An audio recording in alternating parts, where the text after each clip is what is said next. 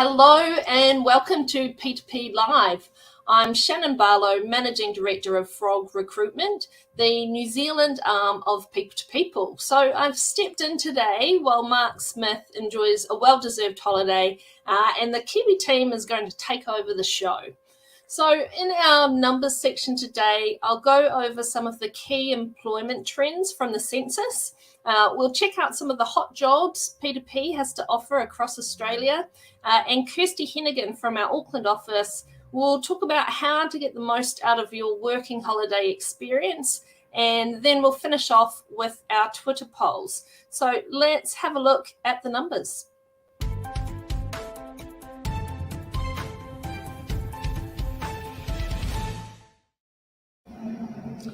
Okay, so there were some key trends that came from the census.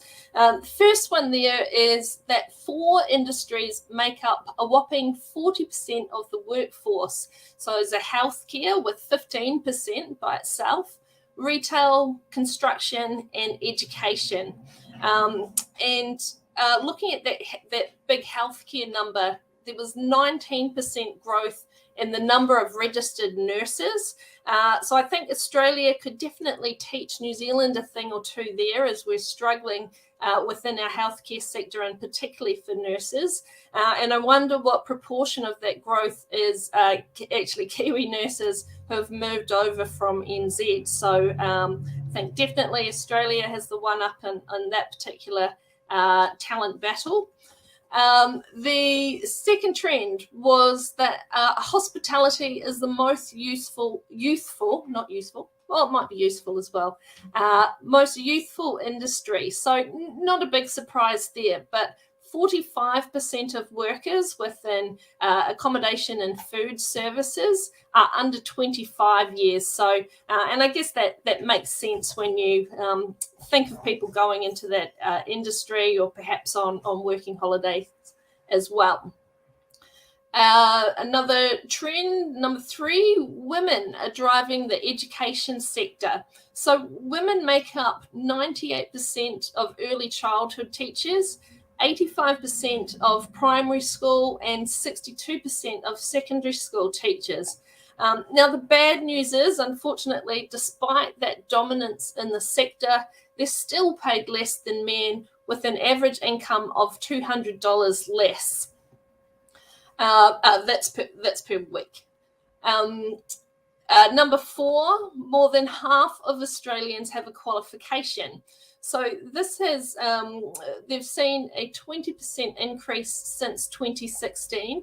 And I was just talking a few weeks ago on the New Zealand show how there's a similar trend in New Zealand. So there seems to be this push towards higher education, and perhaps there's a bit of a mismatch between what young people or students and perhaps their parents think that is important or is going to give them a step up in their career, and what employers are actually looking for. And I guess in this market, we'll take what we can get. So employers are definitely much more open to a range of experience, and tertiary education may not be needed or may not give you that advantage that you think it will. Number 5, the home office is the new normal. So again, no surprises there. The census found that 1 in 5 people were working remotely, and this was taken last August. So likely to see similar, if not higher numbers now, and hybrid work is definitely here to stay. And this last one, I just had to include that the spirits industry is booming. So employment in the spirit manufacturing sector jumped a whopping 240% since 2016, as well as beer manufacturing was up 50%. And I guess what better time than a pandemic to throw in the office job and open a distillery or a brewery. Okay, so if you are looking for work and you're not going to open a distillery or a brewery, maybe some of these hot jobs will catch your eyes. Let's have a look at Fill Jobs Friday.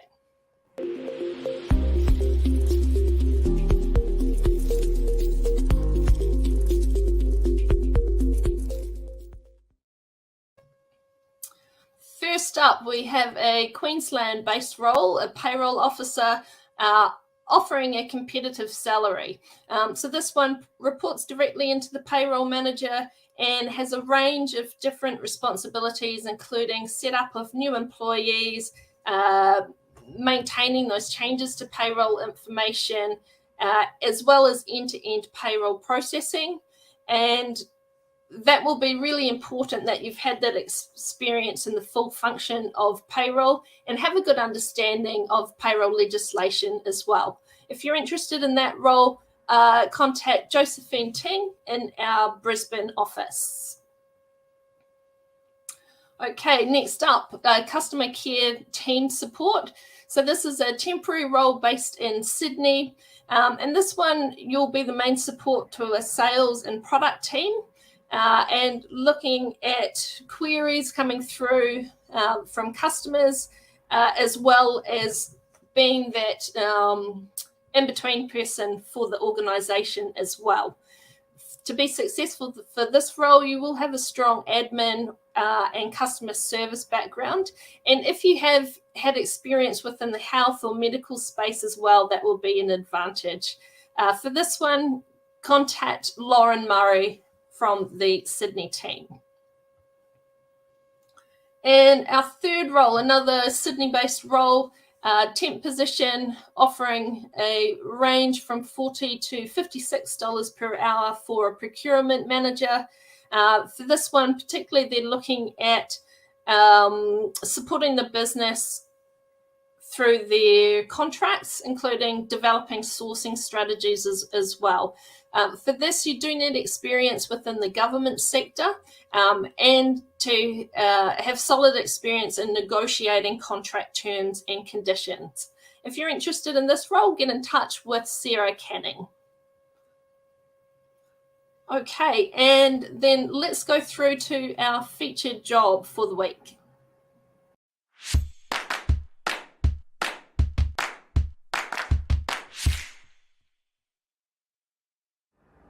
We have an exciting opportunity for a legal assistant to join this boutique law firm as their office manager or an already existing office manager. Some of the tasks you'll take on is preparing correspondence, also liaising with building management, IT suppliers and ordering stationery, accounts and billing, general bookkeeping and some other ad hoc duties like reception cover.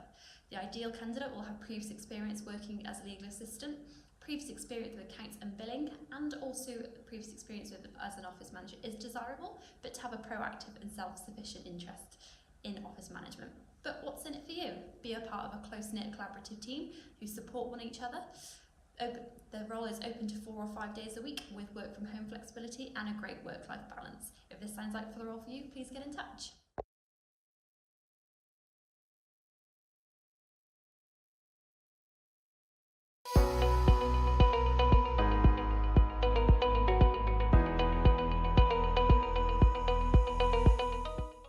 Okay, hi Kirsty.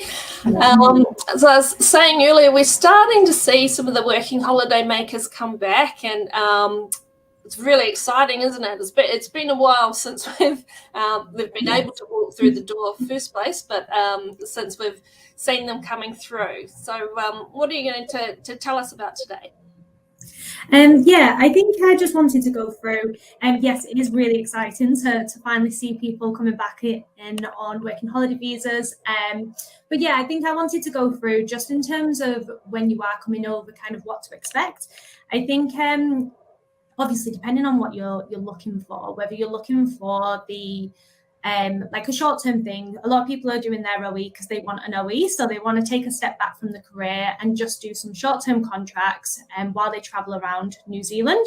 And if that's the case, then that's an area that we would definitely be able to support with. So we do get things on a short-term basis just to cover people's company's needs, basically. But the other side, where I think people sometimes think that it is more of just those kind of like admin business support kind of roles, is there are opportunities for your career. So, I mean, I came over on my working holiday visa, and I know Remy in our Sydney office, he started in more of a business support role with us as well.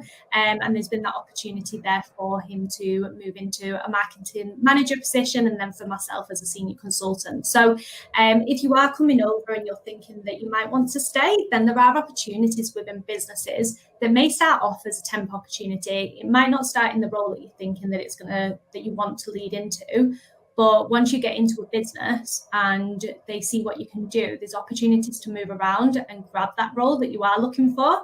And alternatively, I think because we are in that candidate short market, there's definitely opportunities there as well for you to go into something that is within your career. So you don't really need to take a step back if that's not what you're looking to do.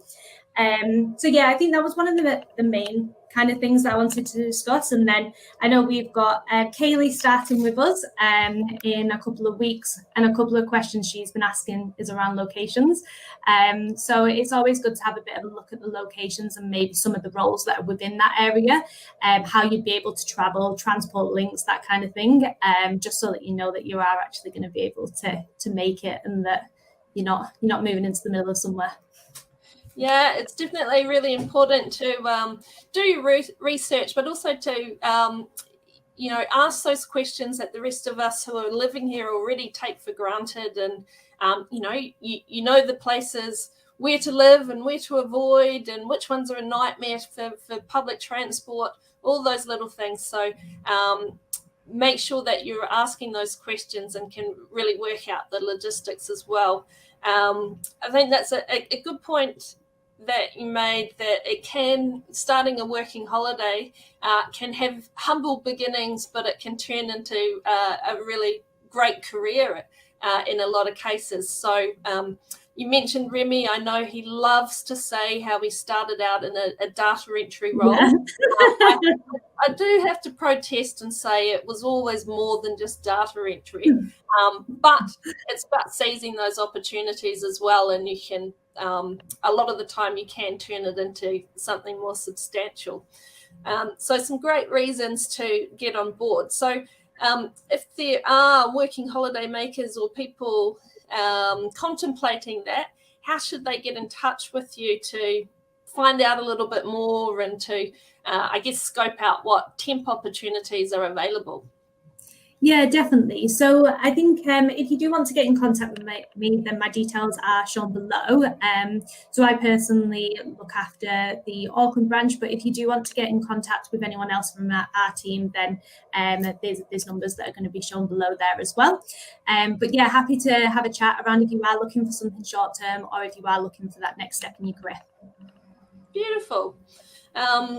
One more thing I wanted to say on that, actually. So we've talked about how you can use that for your career, or some people are going, well, actually, I want to put my career on hold and just do something completely different to get a new experience and focus on all the fun that can be had as well. What are some of the, easier options to get work quickly? Good question. In what sense? Sorry, I stitched you up there, put you on the spot. I just know from experience, so some people, let's say they've started a legal career, or they've done their studies and they want to make sure that they're not missing out on time. So they'll go into, say, legal secretary roles on their working holiday. And we've had a lot of experience with that. Whereas others are the opposite and go, I want to put that aside, and maybe I want to work in retail or hospitality. We know there's a huge demand there. So, lots of different options to be able to, I think temping gives you that chance to be able to experience new things and just to broaden your horizons and maybe take a bit of pressure off yourself as well. Yeah, definitely. I think also partnering with a recruitment agency is quite good because you'll get exposure to roles that you might not even know about, and to companies that you don't know about. So it's very easy to, probably with hospitality, you come over and see it in the window. But I think in terms of some of those other roles, retail business support. If you are just looking to take a bit of a step back and just cover on your OE, then we're partnering with an agency. It just means that, yeah, you'll get a little bit more exposure. You might hear about a role that you've never even heard about before, but it matches your skill sets and you can easily do. And it just brings in a little bit more money for you as well. Excellent. Well, some good options there. Thanks, Kirsty. Let's go to the polls. Let's see what the results were from last week. All right. So last week we asked, how relevant is your university qualification or degree in your current job? So as we saw there was a big increase in the number of people gaining qualifications. So a good result to see that actually 60% said, yes, it's very relevant for my role. We did the same poll in New Zealand. It was much different results. So most of it, the key winner was that it was kind of relevant in the middle there. So good to see that those university quals have been put to good use and come in handy in Australia.